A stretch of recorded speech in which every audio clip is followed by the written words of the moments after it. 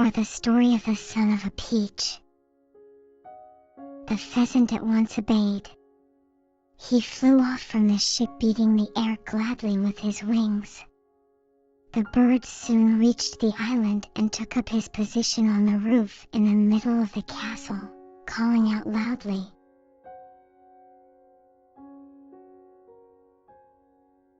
"All you devils, listen to me. The great Japanese General Momotaro has come to fight you and to take your stronghold from you.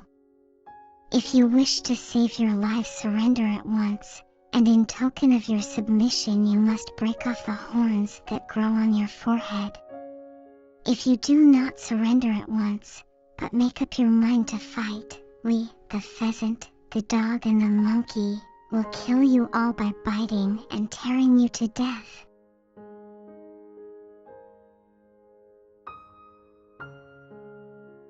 The horned demons, looking up and only seeing a pheasant, laughed and said, "A wild pheasant, indeed. It is ridiculous to hear such words from a mean thing like you. Wait till you get a blow from one of our iron bars."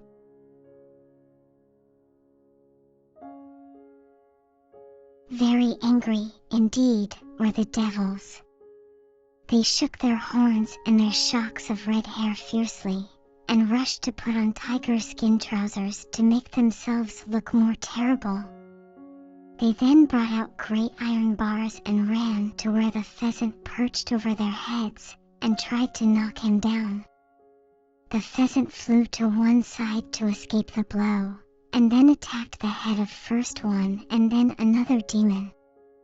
He flew round and round them, beating the air with his wings so fiercely and ceaselessly that the devils began to wonder whether they had to fight one or many more birds.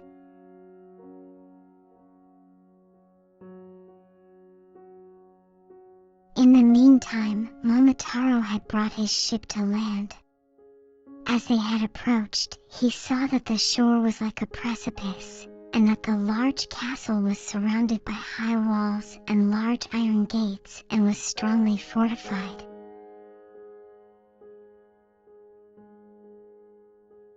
Momotaro landed, and with the hope of finding some way of entrance, walked up the path towards the top, followed by the monkey and the dog. They soon came upon two beautiful damsels washing clothes in a stream. Momotaro saw that the clothes were blood-stained, and that as the two maidens washed, the tears were falling fast down their cheeks. He stopped and spoke to them.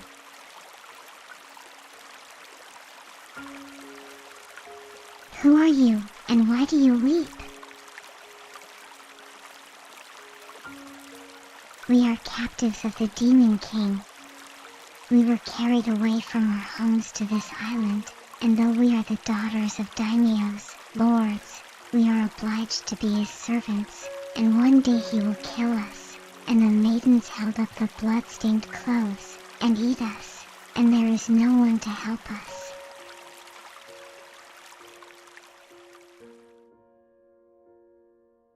And their tears burst out afresh at this horrible thought. "I will rescue you," said Momotaro.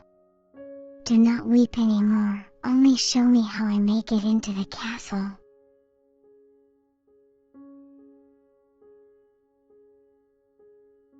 Then the two ladies led the way and showed Momotaro a little back door in the lowest part of the castle wall, so small that Momotaro could hardly crawl in.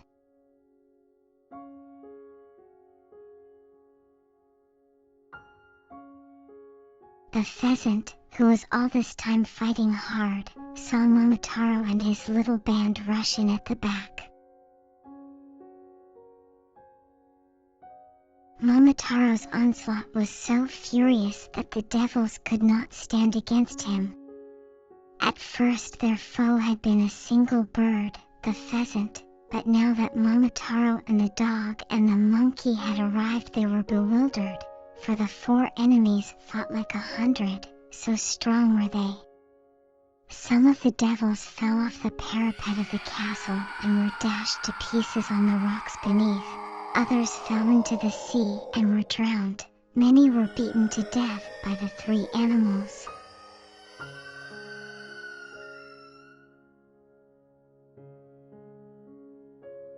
The chief of the devils at last was the only one left. He made up his mind to surrender, for he knew that his enemy was stronger than mortal man.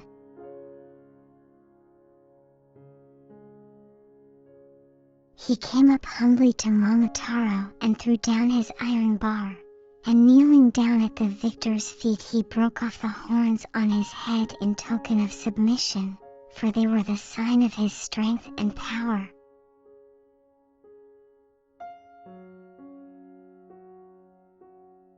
"I am afraid of you," he said meekly.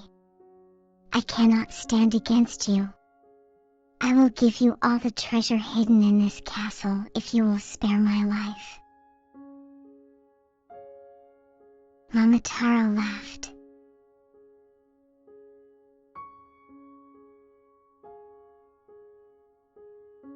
"It is not like you, big devil, to beg for mercy, is it?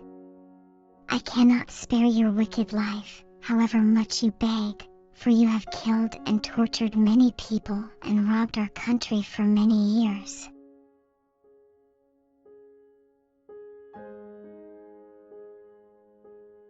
Then Momotaro tied the devil chief up and gave him into the monkey's charge. Having done this, he went into all the rooms of the castle and set the prisoners free and gathered together all the treasure he found.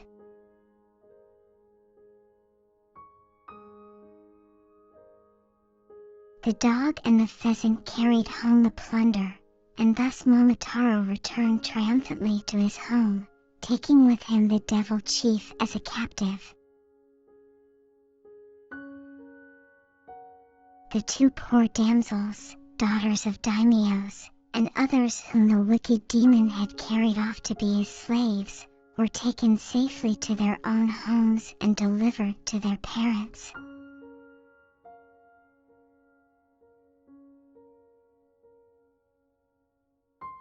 The whole country made a hero of Momotaro on his triumphant return, and rejoiced that the country was now freed from the robber devils who had been a terror of the land for a long time.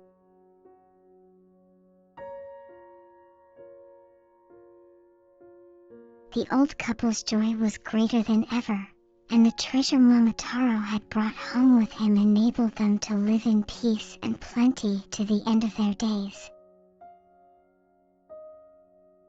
And that's all, folks. Feelings?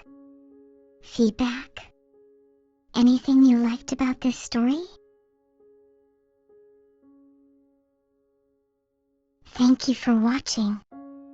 I'd love if you subscribe and like this video. It helps me a lot to keep going with this project. For more content, follow me in my other accounts in the video description. Bye bye.